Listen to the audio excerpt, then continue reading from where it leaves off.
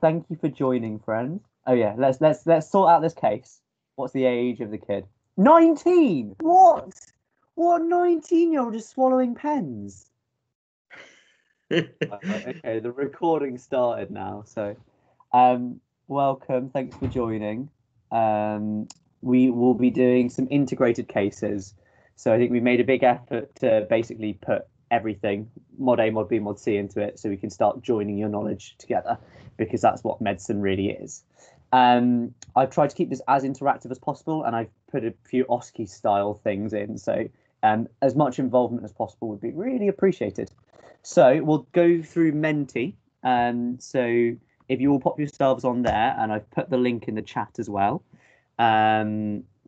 Yes, please hop on that, and we will shortly be cracking on with that.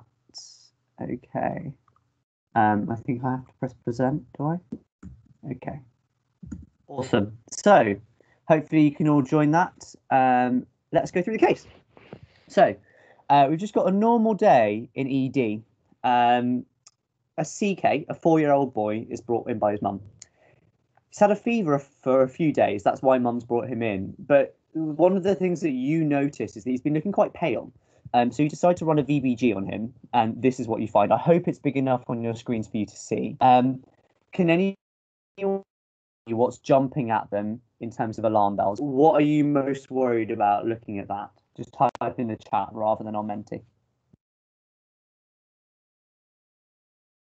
Hypoxia, low sats. Okay, that's a really good shout, Sophie. Well done. Thank you for contributing. The only thing I will say is it's a VBG. So you'd expect the oxygen will be a bit low because it's in the veins. So we can't really, I know it's in red, but we can't really interpret the oxygen on this. That's very good from the three of you who jumped at the red thing and looked at oxygen. We are always worried about our Dr. ABCDE, but because it's a VBG, it's fine. What else is on there? Slightly worried about. It's not as obvious. I'll give you 2 seconds, 5 seconds to see if it pops out. Think about the paleness as well.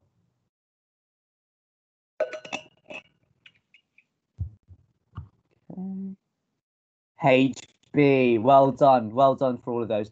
HB is 19. So it's a bit confusing because sometimes they do grams per deciliter, which is when you divide everything by 10, but this is grams per liter. So that's 19 when you'd usually expect it to be 120, 130, that sort of thing. Okay, so incredibly low. So that should be ringing alarm bells. What do we call this when the HB is very low? What's the medical term? Anemia, fantastic. Yes, so this is a very severe anemia.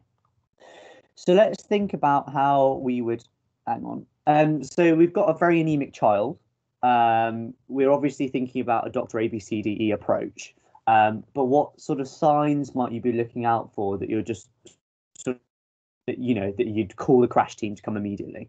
What sort of things might you see that would make you really panic in ED?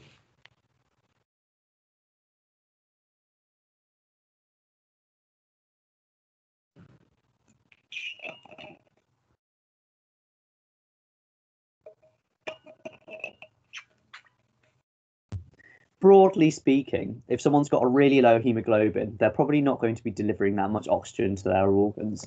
So they might well go in. So you want to see if they're, cardiovascularly intact, if their heart is working, if their blood pressure is okay, maybe do a lying standing blood pressure, check that their organs are being perfused, cap refill time, see if there's any peripheral edema, those sort of things.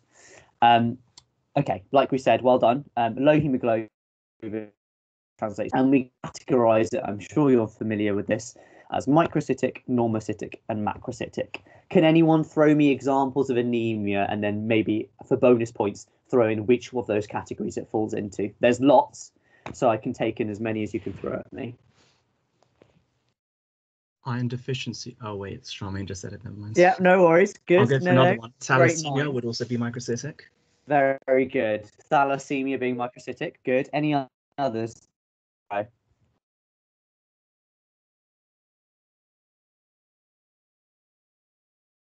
Lead poisoning, micro.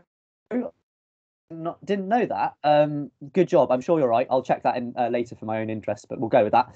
B12 and folate, really good. Macrocytic. Does anyone know what specific type of macrocytic a B12 or folate is? That would be megaloblastic. Megaloblastic, fantastic. Anemia of chronic disease is typically normocytic. Very well done. And for the interest of time, I will show you what else I've got. This is by no means an extensive list. We got the iron deficiency and thalassemia that you guys came up with the microcytic.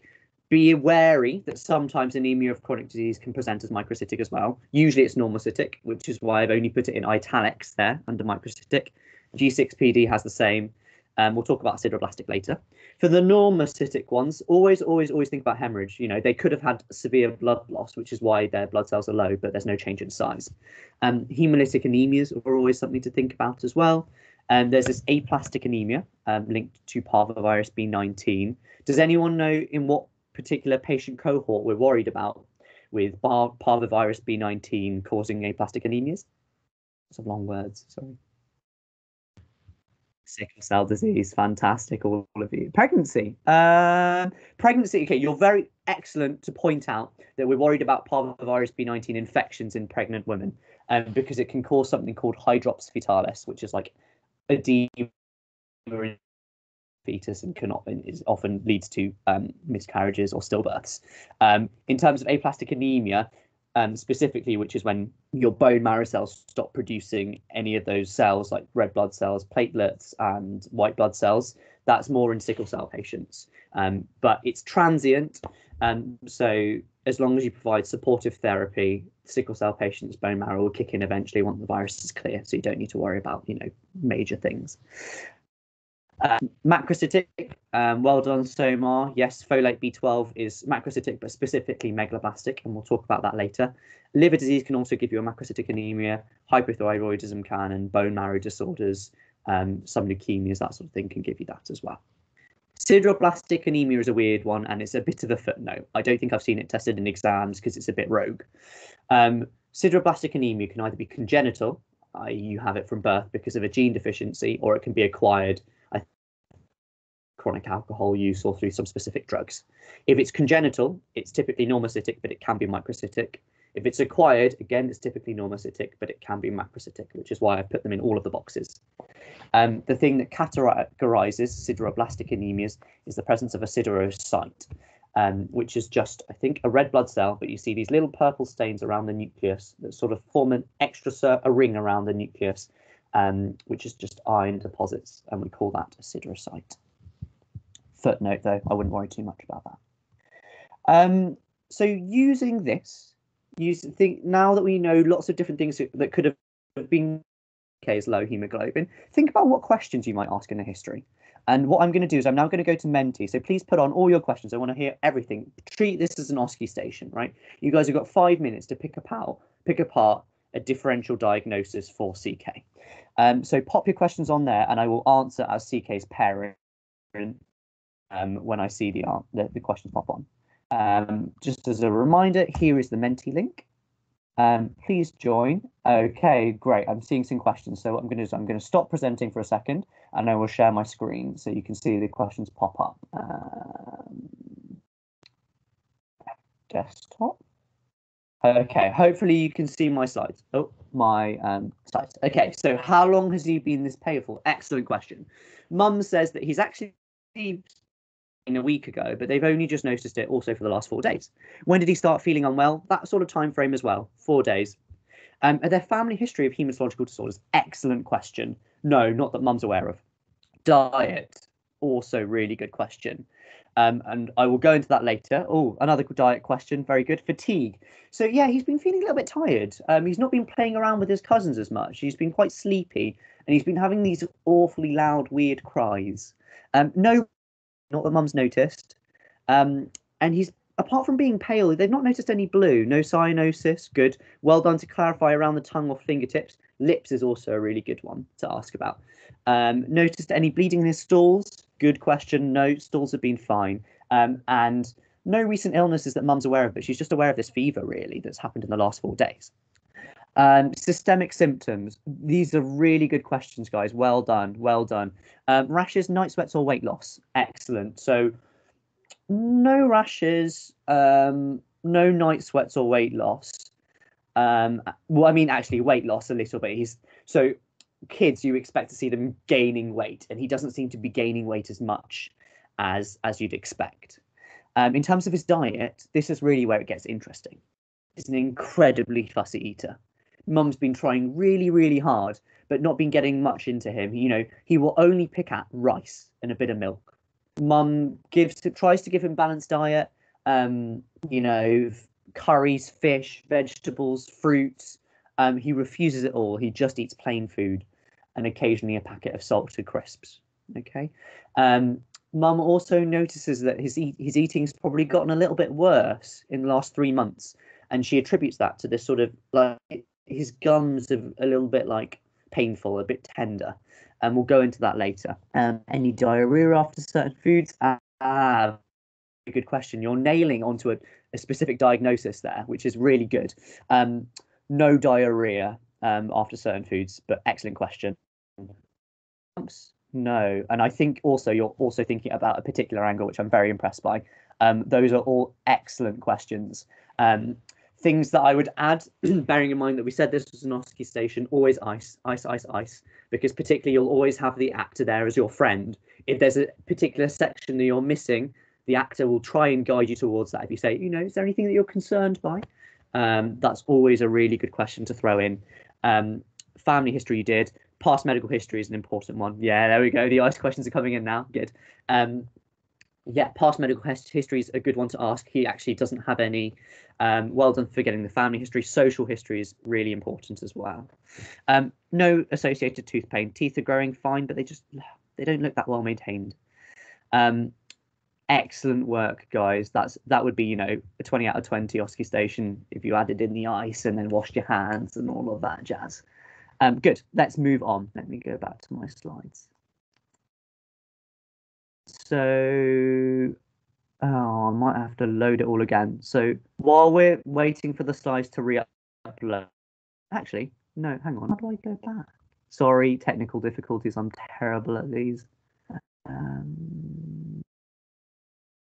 Oh, it's not working. Okay, we're gonna have to wait whilst I re-upload. Sorry, friends. Replace. Okay. Whilst we're waiting, however, a lot of you had some really good angles. So someone asked, is there diarrhea after eating particular foods, e.g. wheat? What diagnosis do you think we're getting at there? You can type that in the chat rather than in Menti.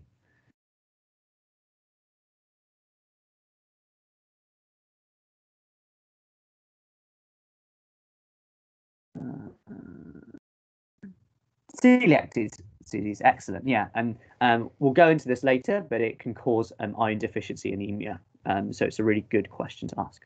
Fantastic. So with your excellent questions, this is what you've got. So pale skin last week, been a bit fatigued, not playing with cousins, occasional shortness of breath, but no dizziness, spells or faints. I think that's a good question to ask in an anemia history because you're worried about syncope, things like that. No trauma or blood loss, you asked about that. No blood in stool or hematemesis. Good, you asked about stools. Always think about the other end of the GI tract.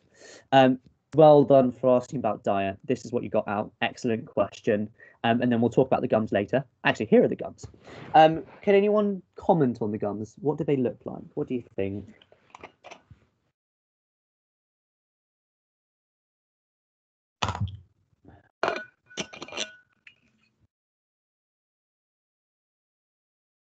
Hypertrophic, excellent. Yeah, so we've got a bit of gum hypertrophy here, and we'll tackle that in the next slide. And one of you also asked about night sweats, which is a really important question. Why do you think we're worried, particularly in this child with a low HB, why do you think we're worried about night sweats?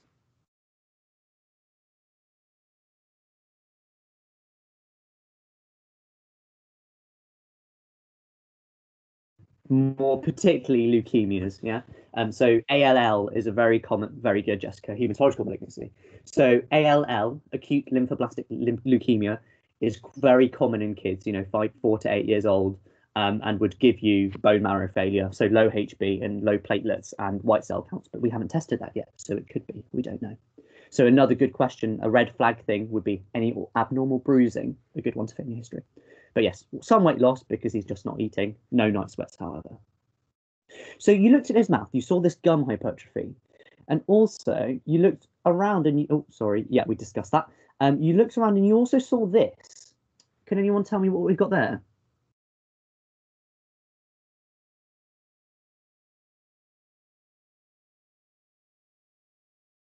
Excellent. Angular stomatitis, our favourite. And what do we know are causes of angular stomatitis? Iron deficiency anemia, very good. There are other causes. B12 deficiency, well done, Jessica. It's something that people forget a lot of the time. The other two is poor denture. So if they have ill-fitting dentures, so you'll often see it in elderly people, if they have dentures that don't quite fit, and candidiasis. So if you see that, always check their tongue. Very, very good team. Well done. So causes of hypertrophy. Can anyone throw them out for me? There's a few that sort of jump alarm bells. There's a few that might fit this story. What are we thinking? Scurvy, excellent, very good.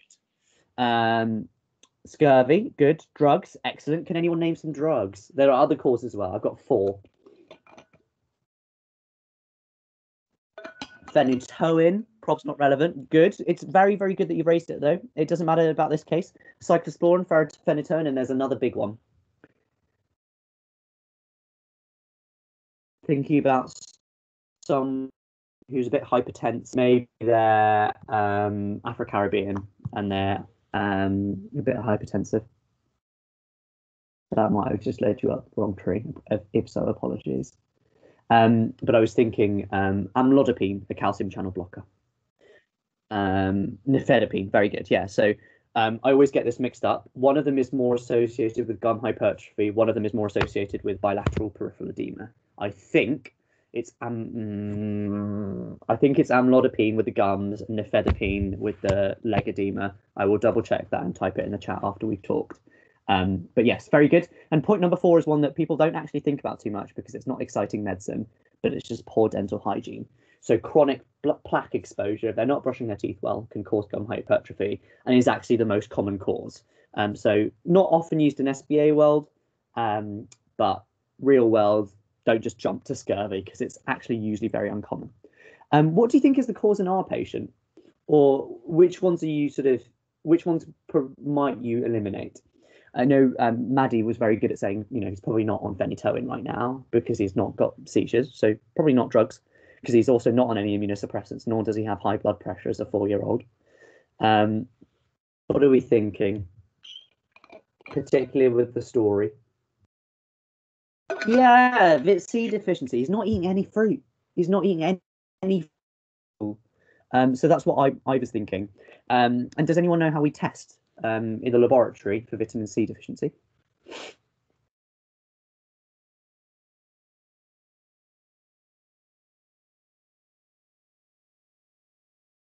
It's a bit of a rogue one. I'll have another sip of water, give you some time. Don't worry if you don't know. I don't think it's that important. In fact, when this kid came last week and I asked about this test, they checked with the laboratory and they're like, we don't do this test. Just give them vitamin C, and if they're better, then that's fine. It's probably scurvy. So the laboratory test is white cell vitamin C levels, because vitamin C levels in your serum only reflect what you've recently had. So if you've had an orange, it might make your vitamin C high when you measure it. White cell vitamin C is more stable. Think of it as like the HbA1c of vitamin C. But real world, apparently, you just give them vitamin C, but which is a bit less exciting, isn't it? So I think I'm just going to use this as an opportunity to segue into hematological malignancies, because I think this is a topic that people are afraid of. It can be complex, but I think all you need to really have a good grasp of heme malignancies is answering these 4 questions. Okay, so hematological malignancies are generally cancers that arise from the hematopoietic system. So our bone marrow cells go either myeloid or lymphoid. You either get neutrophils, that sort of thing, or you go T cells, B cells, that kind of stuff. Very good question, but why does vitamin C deficiency in AML cause gum hypertrophy? So I think vitamin C deficiency is actually due to bleeding into the gums. AML, I'm not quite sure, actually. It's a good rogue question, which I will do some research into when Marc's presenting. But yes, back to heme malignancies. We need key definitions, and if you understand this, it will go a good way into heme malignancies. So what's the difference between a leukemia and a lymphoma? Because I'm running late on time, I'm just going to go through, I'm sorry. So leukemias tend to be circulating in the bloodstream. So there's no one defined place, it's just going around the bloodstream. Lymphomas tend to sort of manifest in lymphoid organs. So you'll see swollen lymph nodes or swollen. There we go. Thank you, Maddie. And there's your answer, Jordan. So in lymphomas, they tend to sort of have a discrete focal area where you'll see swelling. So that's a big, I mean, it's not perfect, but that's broadly how we define them. Leukemias, are they myeloid or lymphoid? It just refers to the cell type that's proliferating rapidly. So if it's of myeloid origin, like neutrophils or macrophages, it's myeloid.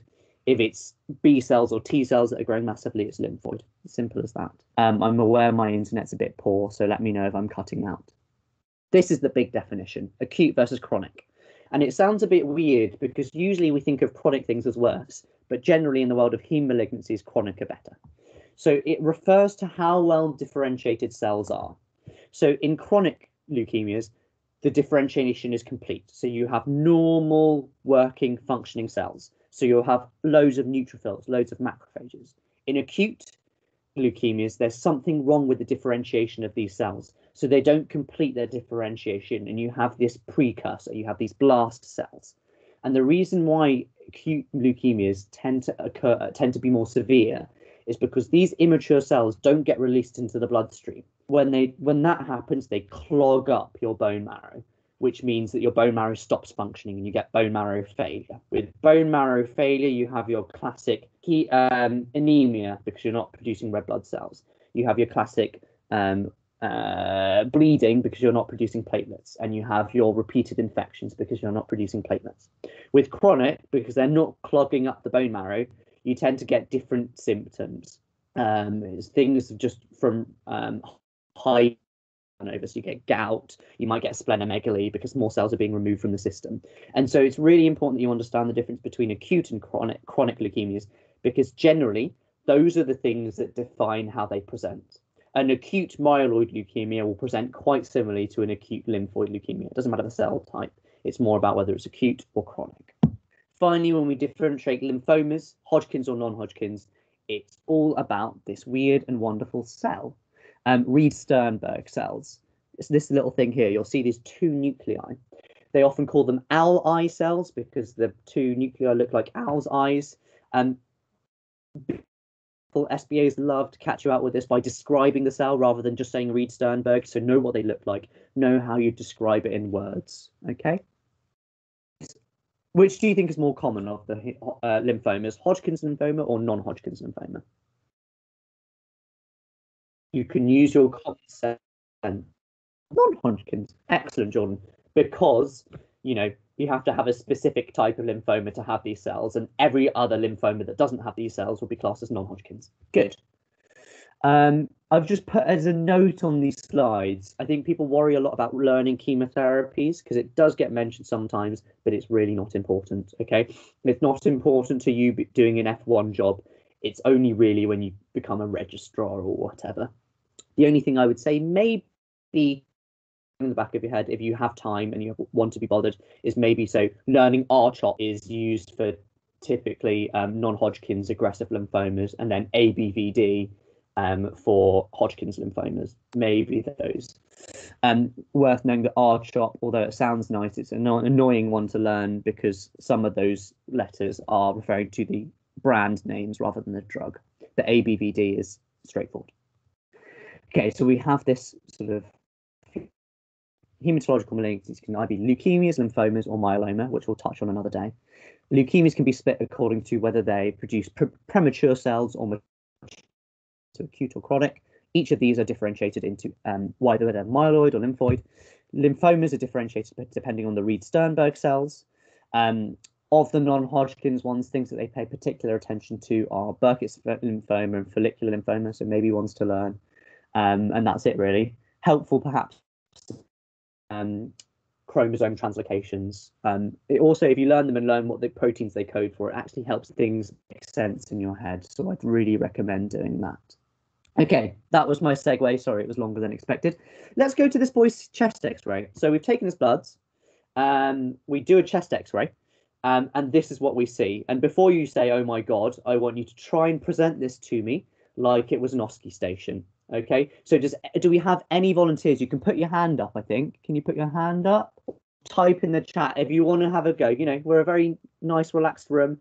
Do your best. I know that you're months away from your OSCE, so no pressure, but I think it's good to have a go at presenting it.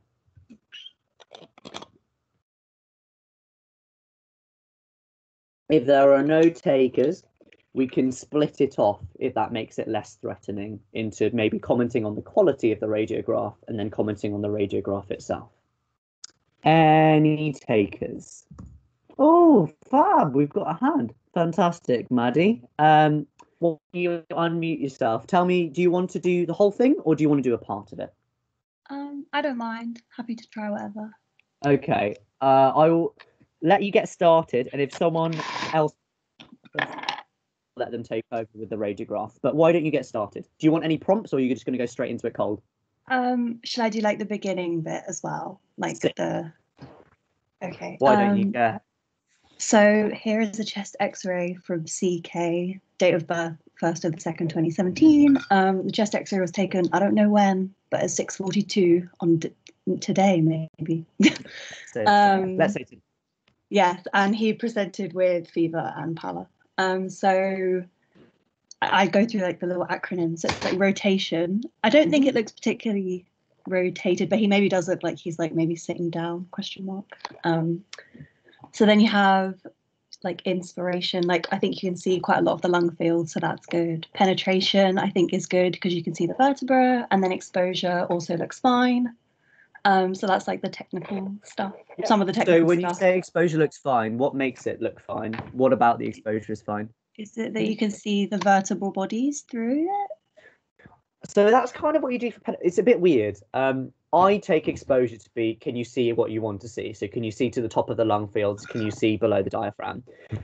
Because like you say, you can see the spinous processes behind the heart. That's talking about penetration, isn't it?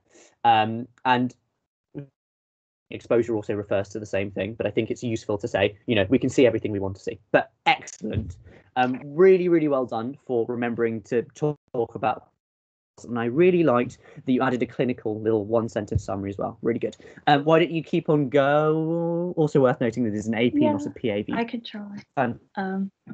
Oh, sorry. So before you go on, sorry, I didn't mean to interrupt.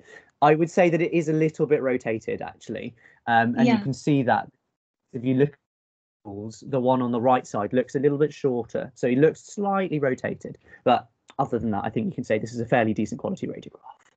And thank you, Jordan, for mentioning that it is AP. And we can talk about maybe the significance of that in a second. So keep on going, Maddie. You're on a roll. Okay. So A for airway. I think the trachea does maybe sort of look like it's not central, but perhaps that's due to rotation. I don't know if that's right. I think it looks clear. So the lung fields, I think they look fine, question mark. I don't think there's any opacification, maybe.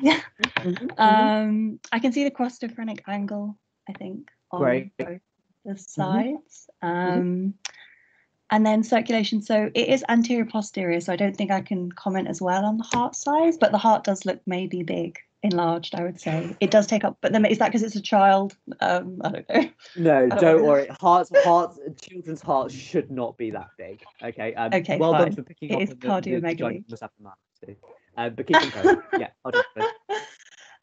Yeah. So cardiomegaly, but I can see the heart left and I can't really see the angle as well, so that's something to note there, maybe. And then so the right hemidiaphragm, I think, looks sort of okay, but the left hemidiaphragm, I can see a lot of like bowel kind of, it looks like bowel, right? And perhaps I think maybe that's a bit don't know. I feel like I can see the bowel more than normal. Perhaps distended, expanded. Sorry. Yeah, that's a good shout. Nice.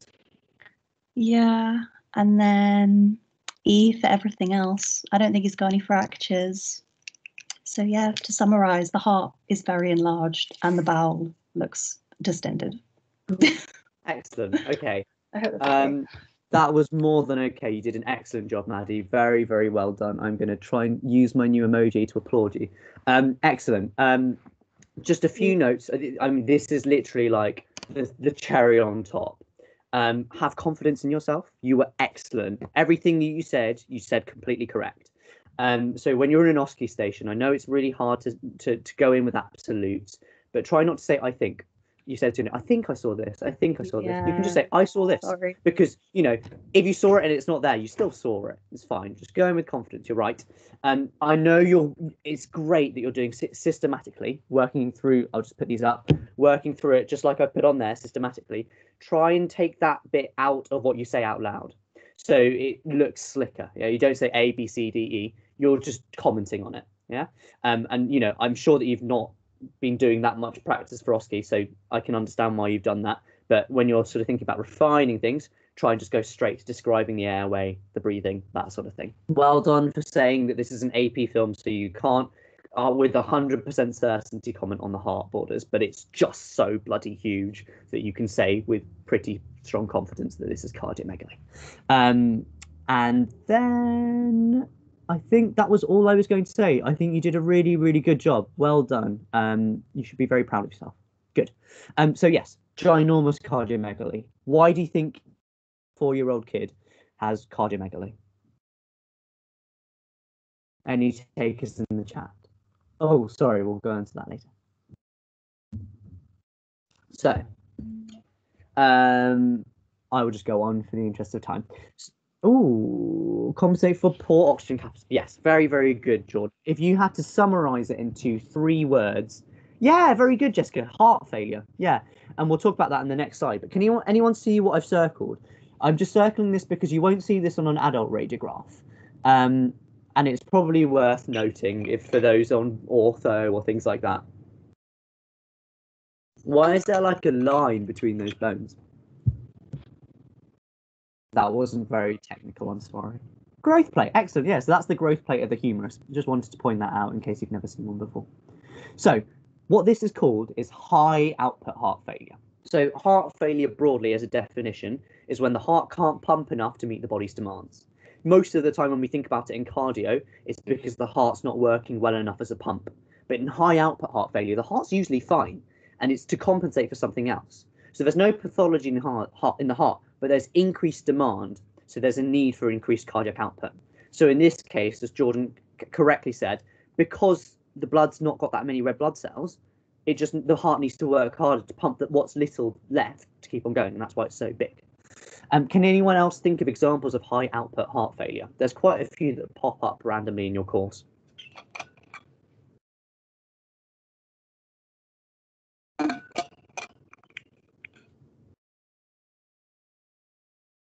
Thyrotoxicosis, very good, Sophie. High altitude, I hadn't thought about that. If you've lived up there for so long, you might do, but I think what tends to happen is you compensate with your hemoglobin rather than through your heart. Anemia, we've just discussed. Charmaine. There's another one to do with bone. Can anyone think about a bone pathology? Fistula, excellent, Sophie, well done. Because you've just got such high flow, you need high cardiac output to provide that. A bone thing. Paget's, excellent, Charmaine, because your bone's remodeling so much, it needs lots of blood flow to deliver nutrients to facilitate that remodeling. So Paget's is a classic example. Just to say, it has the same clinical manifestation as left ventricular heart failure, so you'll get peripheral edema. No, sorry, pulmonary. So here what I've got: Paget's disease, hypothyroidism, excellent. AV fistula's anemia, we covered most of them. Myeloma can also do this because plasma cell tumours sap out a lot of nutrients. Okay, so finally, oh, hello, I've returned. Hello, Anish. Am I running behind? Any tricky questions? Oh, yes, please. So Jordan asks, Maddie gave a partial answer, but maybe we can search up why AML was, why you get gum hypertrophy in AML. And the other one I wasn't quite sure on was whether amlodipine or nifedipine is the one that's more gum focused, and which one's more bilateral leg edema one. I hope those questions made sense. Meanwhile, let's look at the blood test results. What are we thinking here? Lots of red, lots of things to worry about. Let me guide you. Why are the things that I've pointed at reassuring, bearing in mind what we had in differentials earlier?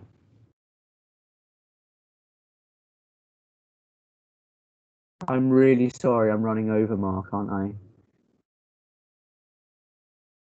No bone marrow failure.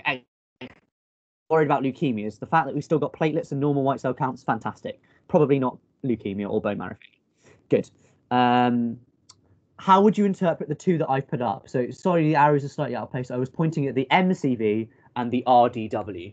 MCV, I'm sure you'll be great at. RDW might be a bit trickier. Give it a go.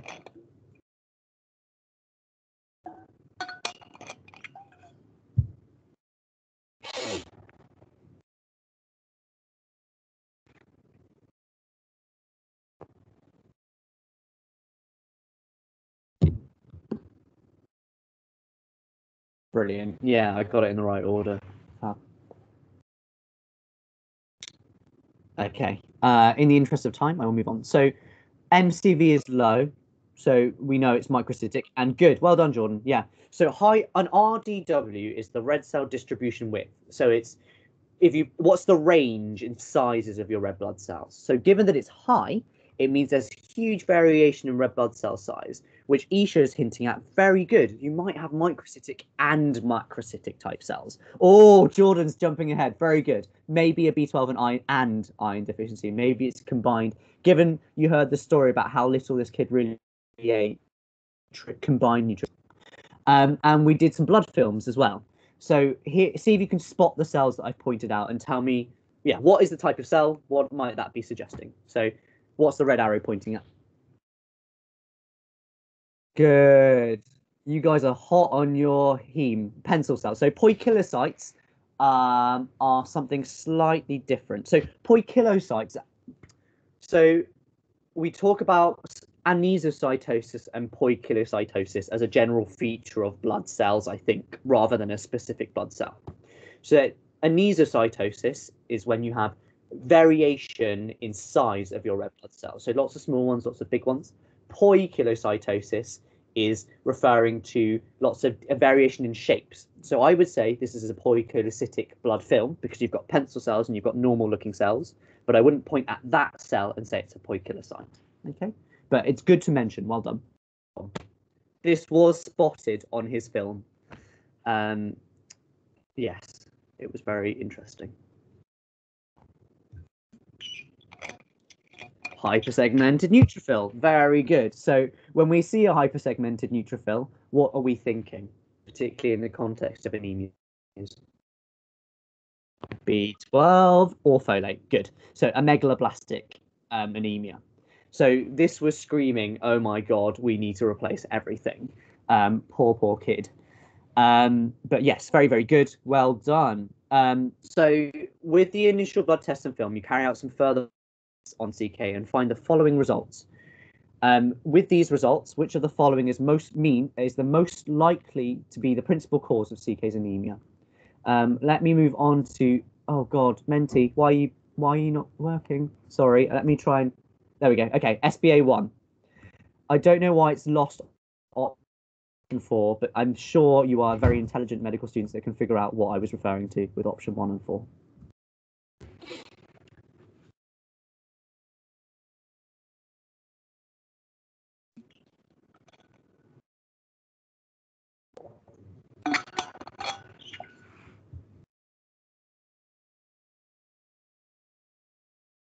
Four of you answered. I'll give you a little bit more time. I'm hoping that we can get at least 8 of you. More 12 of you in the room. More than that. We can go for more. Go with your guns. I always find, there's no shame in doing anything wrong, and if you get a question wrong, you're more likely to remember it the next time round. So have a pop.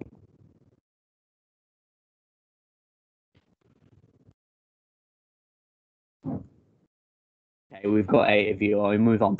So the majority of you went for the correct answer, which is C, iron deficiency anemia. One of you went for sickle cell disease. see why, but also bearing in mind that we didn't see any sickling on the blood film, suggests probably not. Okay, good attempts though. So when we look at TIBC and ferritin, oh sorry, that's my next SBA. So I think people often get confused between TIBC and ferritin when we're thinking about iron deficiency anemias and thalassemias. First point number one, iron, serum iron means nothing, okay? It doesn't tell us about how good the iron stores are. It just tells us basically how much is the iron in serum, you know, how much iron have they had in their last meal. So we look at ferritin instead, which is a reflection of the iron stores. TIBC refers to transferrin. So ferritin, Menticode, I will, hang on, there you go. So ferritin is talking about iron stores. There's another iron carrier called transferrin, which is what carries the iron around the body. So that's what TIBC is referring to. It's referring to how much of the transferrin is free, total iron binding capacity. How much of the transferrin is free to bind. So in iron deficiency anemia, you typically expect the ferritin to be low because there's not that much iron stores in the body, but you expect the TIBC to be massively free because the body's got very little iron. It's going to try and mobilize as much of it as possible. So it has more transferrin, and more of the transferrin is free because there's no iron to fill up. In thalassemias, in anemia of chronic disease, that was the one I was picking up. Ferritin often is high because ferritin is also an acute phase protein, so it's often raised in chronic disease and inflammation. TIBC is low. If you've got enough iron, it's just that body doesn't want to transfer it. Body's more worried about inflammation, other things. It's not going to try and make red blood cells now, so it's not looking to transfer iron about. So iron deficiency anemias, high TIBC, low ferritin. Ferritin might be a little bit high if they've got an infection at the same time because it's an acute phase protein, so TIBC is useful. In anemia of chronic disease, TIBC is normal or low, and ferritin is high often or normal. Good. SBA number 2. James, I was just going to say, in the interest of time, you know, the summary slides you put at the end of your bit? Okay. Has my internet time? Yeah. Should we just we'll put, they're in the slides, but we'll just skip over them. Is that okay? Yeah, of course. I'm really sorry that I've taken so long. I'm usually okay with my pacing. But yeah, see if you can do question number 2. It's a very big topic, to be fair. No, you're good on your heme malignancies and your anemias.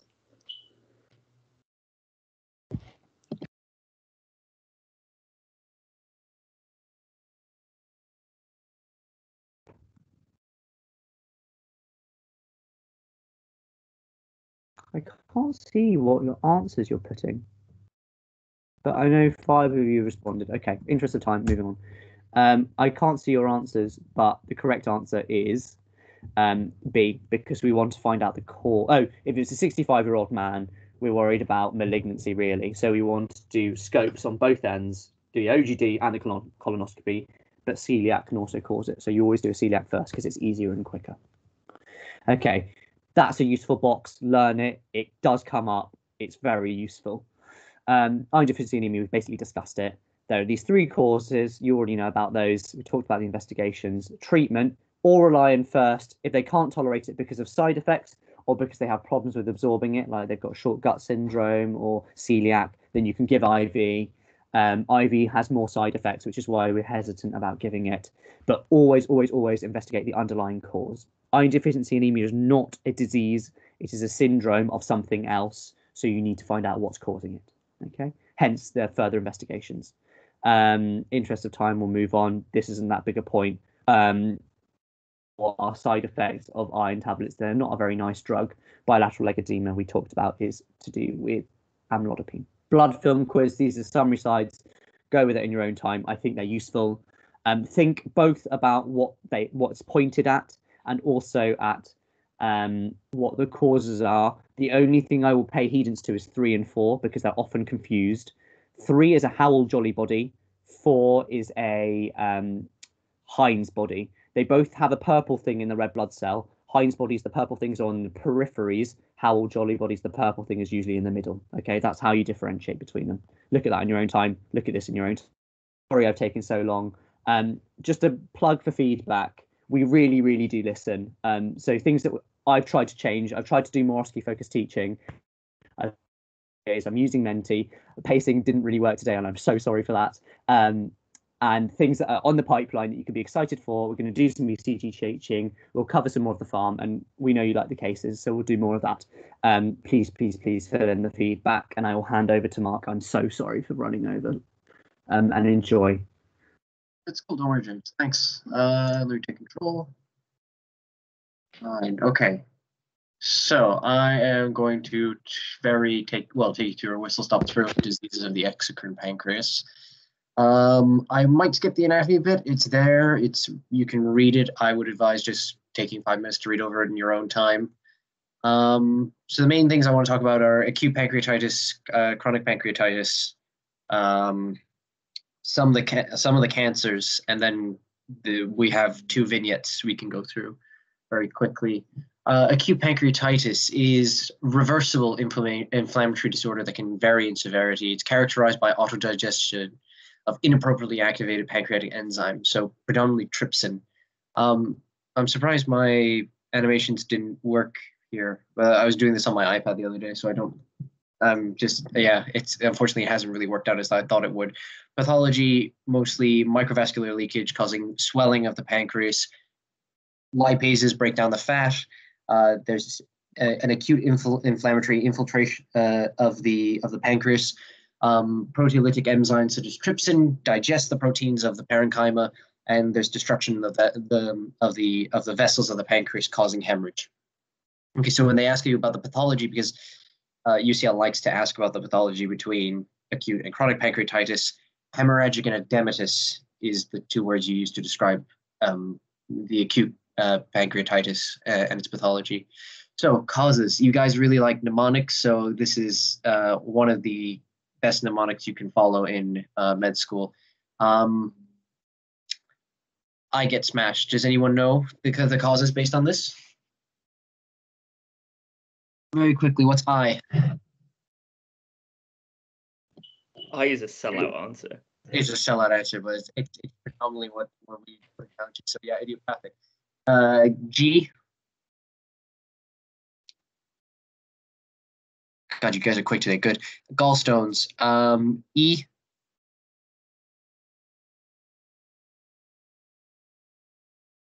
Ethanol. Fantastic. Trauma is then, I'll give you T. S. One of the 2 S's. It better not be the rare S. God damn, why is everyone always going for scorpion bites first? It's steroids. Does anyone know the scorpion the scorpion that the species of scorpion that causes it? Since everyone is quick to the bit of talking about scorpion bites. Everyone loves scorpions. Everyone would love scorpion. Trinidad scorpion. Yes, that is true. It is found in Trinidad. It's the Turintius species. I can't remember the name. But anyway, it's found in Trinidad, Venezuela, and Brazil. Steroids, mumps, autoimmune disease, Coxsackie's virus also causes pancreatitis. H, hyperlipidemia, hypothermia, hypercalcemia. The other E is ERCP. So any patient that goes for ERCP, there is a risk of it. And the final D is drugs, which we'll go on to next. Drugs, fat sheep. F, anyone know a drug that begins with F? That might cause pancreatitis. There's a lot of drugs that actually cause pancreatitis, but there are 3 main ones that if you name them in your exam, you basically get a gold star. But anyone know a drug that begins with F that causes pancreatitis?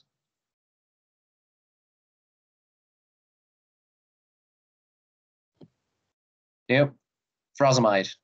A. In the interest of time, does anyone know like the big ones for exams that you need to know? For fat sheep, furosemide, azathioprine, thiazides, and tetracyclines. Steroids, sulfonylureas, and sulfasalazine are the 3 main ones that UCL will expect you to answer. Very good, Jessica. Statins, sulfonamides, and sodium valproate also cause it. Hydrochlorothiazides, estrogens. I know estrogen is spelled with an O, but for the sake of the mnemonic. Ethanol, and P protease inhibitors. Okay, but the main ones are the ones that are highlighted: steroids, sulfonylureas, and sulfasalazine. Clinical manifestations. This one should have come up as an animation. I don't know why it hasn't.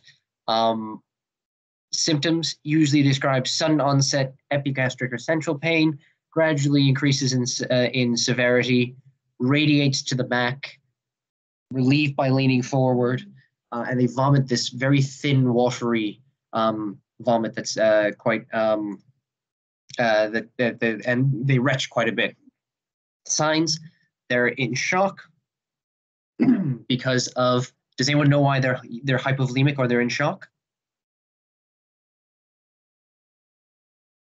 It's a key phrase kind of thing. They third space, so it means that fluid enters the hypothetical third space. So that's usually the pleura, the pericardium, the peritoneum. Okay, they're jaundiced, though they might not be.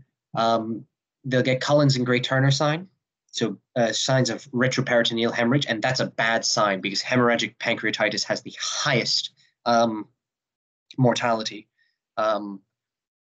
They're peritonitic. They remain very, very still, very, very tender. Will almost jump off the bed when you palpate the abdomen. Their abdomens is like a board-like rigidity. There's rebound tenderness, so when you lift, you press in, they're tender, but when you lift your hand off the abdomen, there's even more pain. And they're percussive tenderness, so when you percuss the abdomen, there is pain. Bowel sounds might be present, but they may later develop a paralytic ileus. And then social history. Did they go on a recent alcohol drinking binge? Have they had mumps before? Do they have a history of biliary tract disease or gallstones? They do love quizzing you about it, but it's also something good because it just tells you about peritonisms. Which one's which? The left or the right? Which one's Gray-Turner's and which one's Cullen's? I remember you guys had a great way of remembering. Cullen's on the left, yeah, exactly. And Gray-Turner's on the right. Good, very good. Yeah, I like that way of remembering it. What are, just because we're in this area now, so you have someone who comes in with central abdominal pain, radiates to the back. It's very severe. They have on exposure, you see Gray-Turner's and Cullen's sign. What other things would you want to kind of rule out? Because the history is very vague in acute pancreatitis. What other condition that is very dangerous as well could present with these two signs that you would want to rule out? Aortic aneurysm. Good. Or any causes of retroperitoneal bleeding, but the big one is AAA, acute hemorrhagic pancreatitis. Good. Investigations. So you have someone come through the door. They have the classic history. They have a history of very, very severe epigastric pain. Started about 12 hours ago. They've just been vomiting and vomiting and vomiting. It's a bit better when they lean forward. On examination, they look very sick. They're hypovolemic. They're shocked. They're hypovolemic. Say hypotensive. Reduced capillary refill time.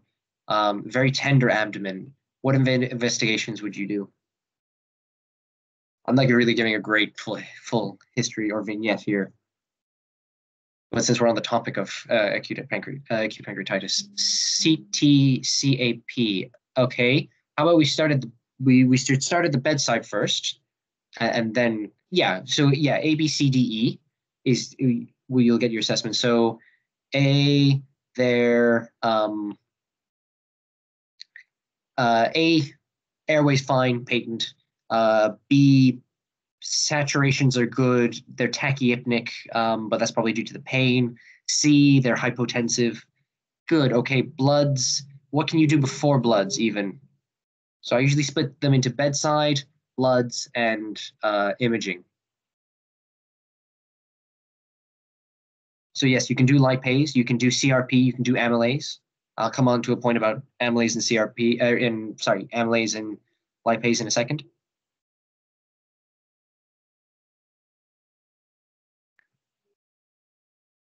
OBS, BP, ECG.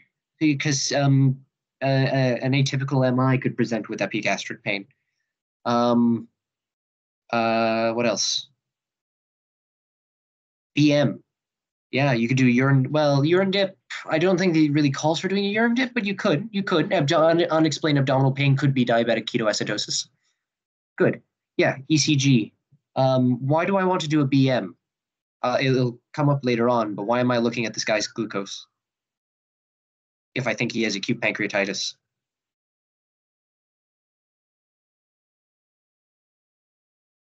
Yeah, exactly. Yeah, the pancreas score. Usually it's serum glucose, not a finger prick, but it's good to have an idea if what their sugars are doing at the bedside. Good. Bloods, you mentioned some already. CRP, amylase, lipase, anything else? Would you do routine bloods like FBC, U's and E's, LFTs? If you just keep nodding your head and saying yes, that is the correct answer. Any other electrolytes that you would do?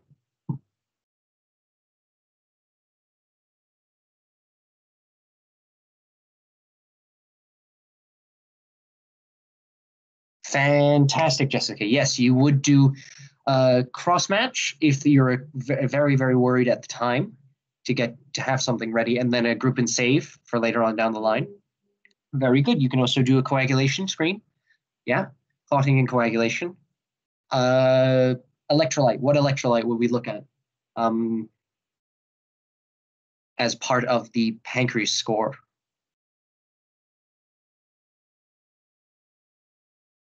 Sodium? Nope, not sodium. Yes, calcium. Very good. So yes, you would look at calcium. Is there anything else that I'm forgetting off the top of my head? Lipase, amylase. We've said CRP. We've said, I think that's pretty much it. Imaging. So we've mentioned CT cap. I wouldn't really do cap. It's not really warranted. CT, abdominal CT.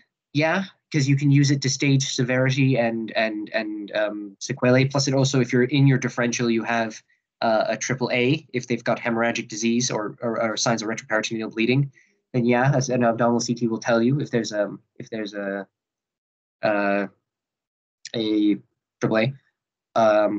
as well.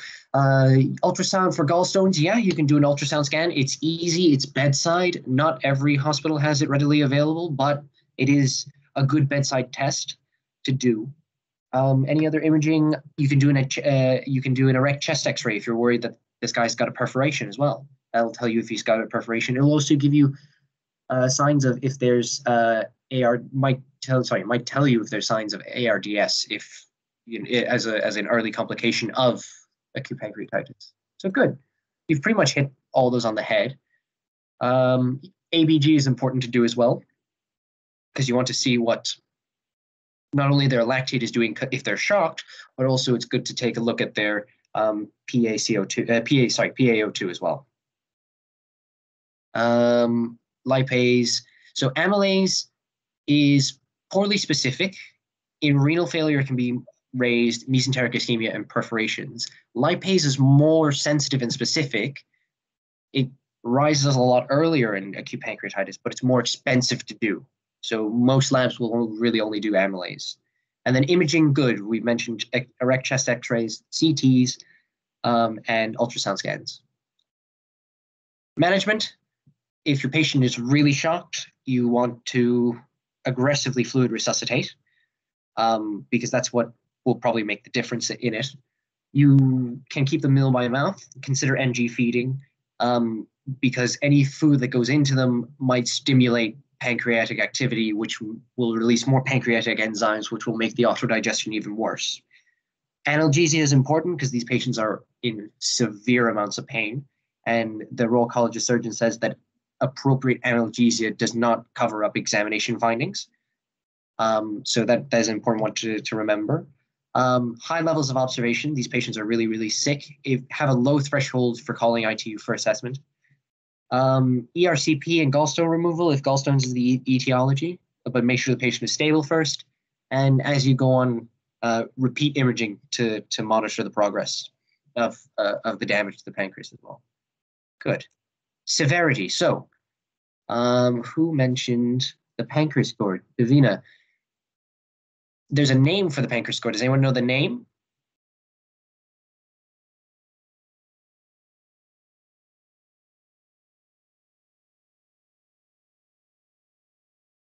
Ranson's criteria. I think yes, yeah, it's either called Ranson's criteria or I remember it as Glasgow IMRI criteria. And as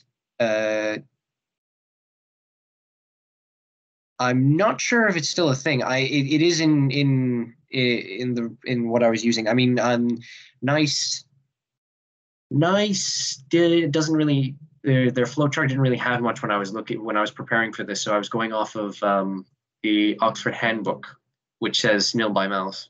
But then again, that resource is about 5 years behind. So I need to look into it a bit more. But yeah. Okay. Glasgow IMRI criteria. Does anyone want to take on the acronym?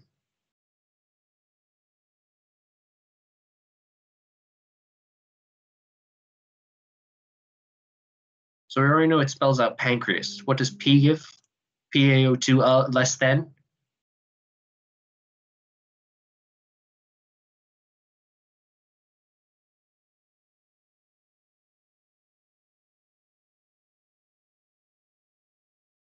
PaO2 less than 8.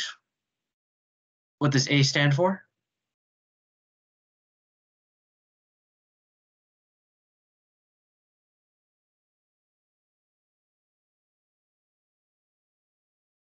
Anyway? Nope, not amylase. The classic trap. Yeah.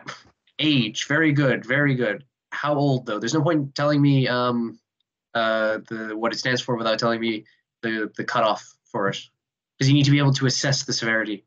So age greater than 55. Fantastic. N. Yeah, greater than 55. What does N stand for? Neutrophils. Neutrophils. So a white cell count greater than.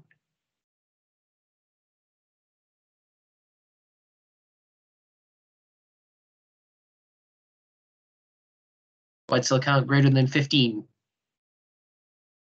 Calcium is C, so calcium less than 2.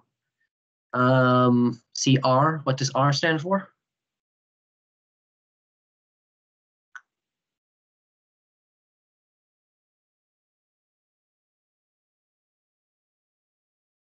Renal function, fantastic. Renal function. What do we use to judge renal function in this case?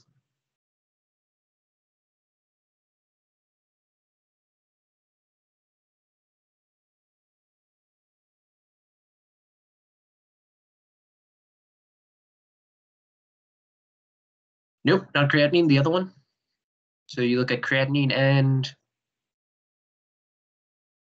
urea, great, yeah. So it's a urea greater than 16. CRE, E is for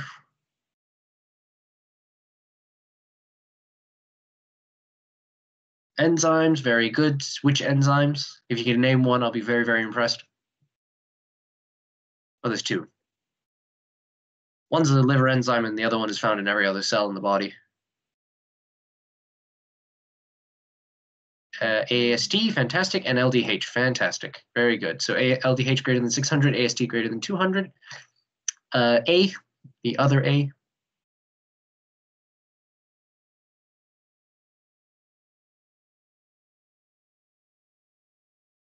Yep, albumin less than.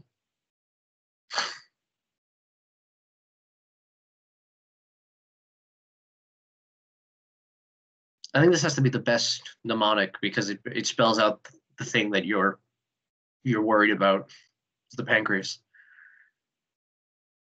But actually, as Anush pointed out to me last night, everything in the Glasgow IMRI criteria is pretty much every other system in the body.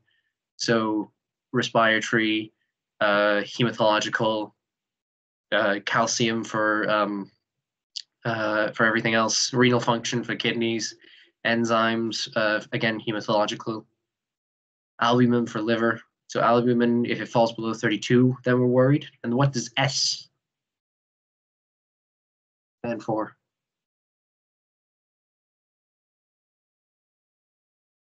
Sugar, great, yeah, sugar greater than 10. So we'll do a serum glucose as well in our bloods, but it's always good to just check the BMs at the bedside. Good. Complications. You can break up complications into early and late complications. Can anyone give me a few early complications that we'd be worried about?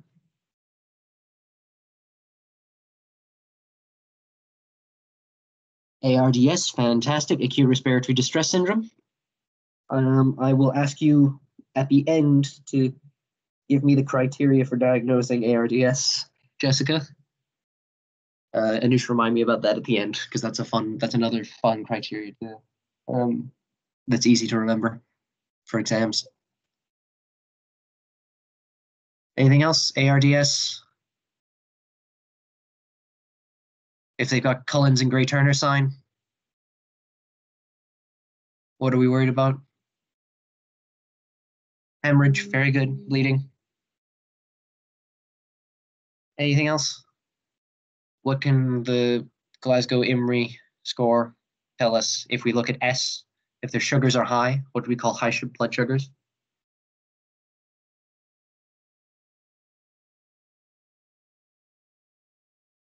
Hyperglycemia. And if what we call low calcium?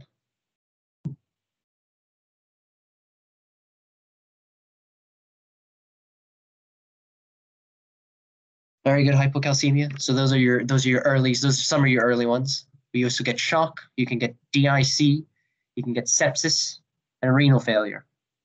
A lot of which you will on the Glasgow IMRI score is there. So it's a great mnemonic to remember. Some of the other complications. Late complications. Can anyone name me one?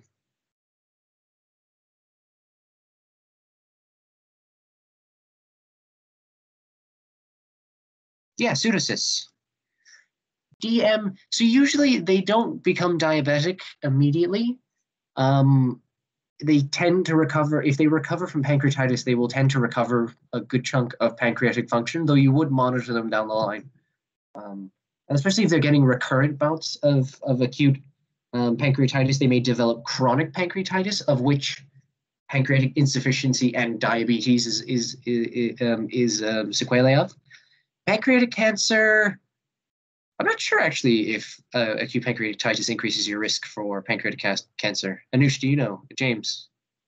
Pancreatic necrosis, yeah. Ileus chronically, yes. Yeah, chronically, okay. So yeah, pseudocyst is the main one. But you can get abscesses, chronic bleeding, thrombosis in the branches of the superior mesenteric vessels. Fistulae can develop.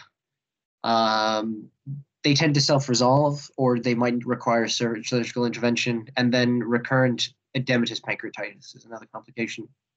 Good. Chronic pancreatitis. So this is long-standing inflammation and fibrotic destruction of the exocrine pancreas. Late stage may involve the endocrine pancreas. The main difference between chronic and acute pancreatitis is that it's irreversible impairment of the pancreatic function. So as I was saying before, you later develop pancreatic insufficiency, as in malabsorption, and diabetes as time goes on. The etiology can be long-term alcohol abuse, long-standing duct obstruction. There is hereditary forms, and it's also associated with cystic fibrosis. Good. Morphology, fibrosis, loss of size of the acini, and dilation of the duct. And I put the scan in because it actually shows a really good finding that they may put up in an SBA or something like that. So does anyone know what the red arrow is pointing to?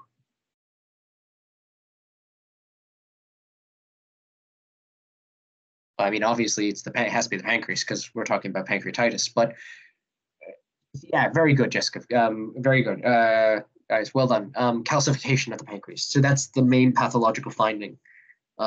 Is calcification and fibrosis. Good.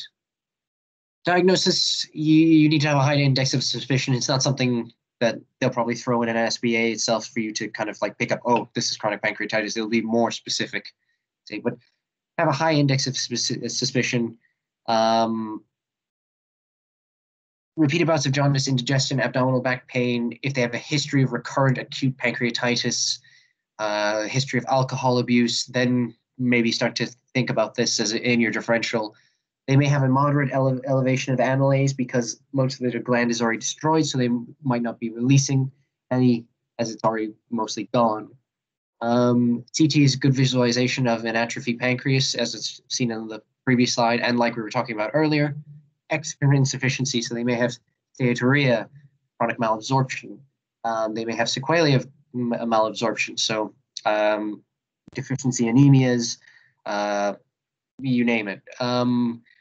Diabetes mellitus, severe chronic pain, and they may develop pseudocysts as well.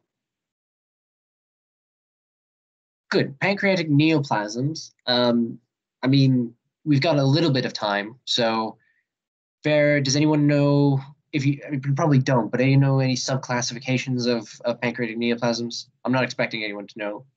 But they're either cystic or solid. I'll take that as a no, just to get a move on. Cystic would include serous cystadenomas, which are benign. Mucinous cystic neoplasms, which are benign or a malignant precursor. This is important. This isn't as important. It's just good. It's good to know. It's good to read up on, but you're not going to be asked about it now at this level. And then you have your intraductal papillary mucinous neoplasms, which again are another malignant precursor. 2/3 harbor a mutation of NAS, which is a common mutation in pancreatic neoplasms as well. And then pancreatic carcinoma. Smoking doubles your risk. 60% will arise in the head, which obstructs the common bile duct, which causes jaundice, which will be a presenting clinical sign, a painless jaundice. Most are ductal adenocarcinomas, and they tend to invade retroperitoneal structures because the pancreas is a retroperitoneal organ. So the vertebral column, the muscles of the back, the abdominal aorta, the IVC, the spleen. Anything else?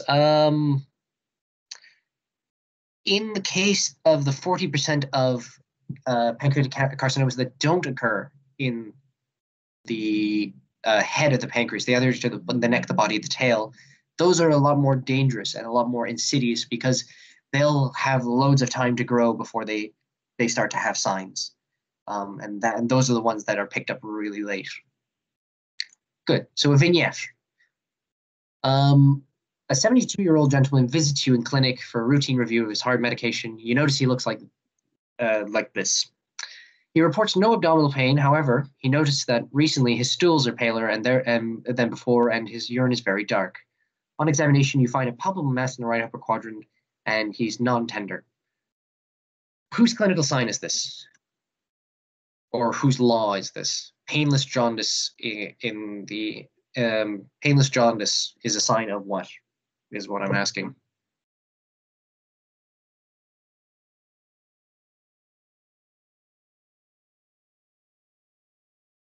Courvoisier's law, very good. So Courvoisier-Terrier's law, or Courvoisier-Terrier's sign, is painless jaundice. A palpable mass in the presence of painless jaundice cannot be caused by gallstones, basically. Good. Yeah, it is pancreatic cancer is what I'm alluding to. Yeah. So this is kind of your classic SBA question that you'll be asked about Courvoisier's law and what's the likely diagnosis. And it is most likely pancreatic cancer. Good. Further questioning, he reports painful rash on his left leg. It began at his ankle and it's now growing up his leg. It's pictured on the right, and when you inspect it, it's very, very tender, and you can almost feel as if there's palpable superficial vessels in the leg. What sign is this?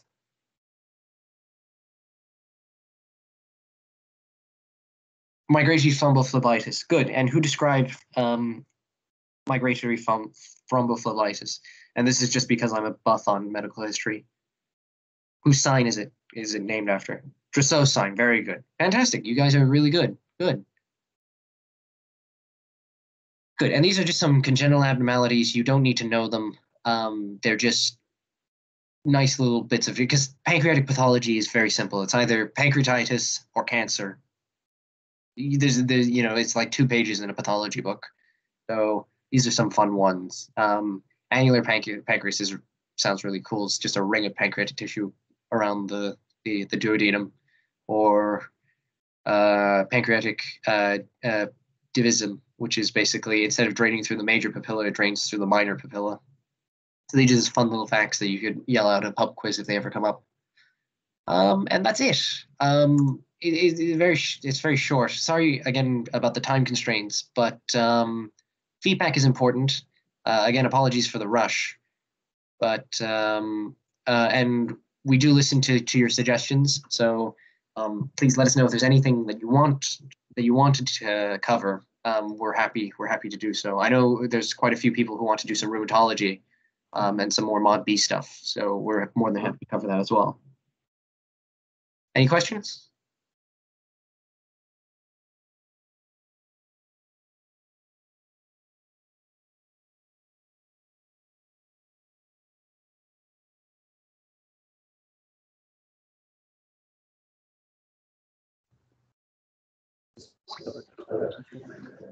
Yeah, so that's it.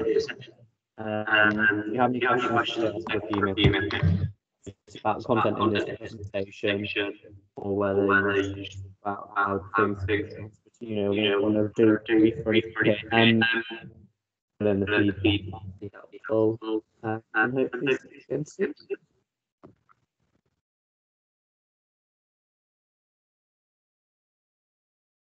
Thanks, guys.